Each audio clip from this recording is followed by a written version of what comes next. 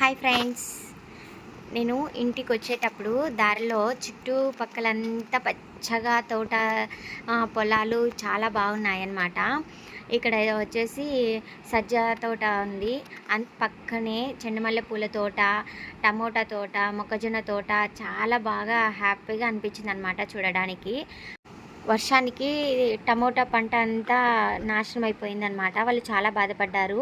కానీ బంతిపూల తోటైతే చాలా బాగా ఉందనమాట. చాలా హ్యాపీగా అనిపించింది చూడడానికి. యెల్లో కలరు అలాగే రెడ్ కలరు బంతిపూలు చెట్టు నిండా ఉన్నాయి. ఎంత ముద్దుగా ఉన్నాయంటే చాలా హ్యాపీగా అనిపించింది నాకు చూడడానికి.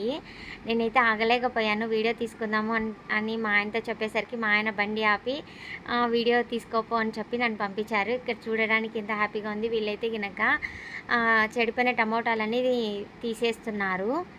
దూరం నుంచి చూడగానే చామంతి పూలు కూడా కొన్నాయేమో అనుకున్నాను, కానీ చామంతి పూలు కాదు, అవి అన్ని బంతిపూలే.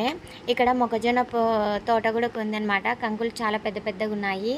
ఈ పూలన్నీ చూడగానే నాకు చాలా హ్యాపీ అనిపించింది.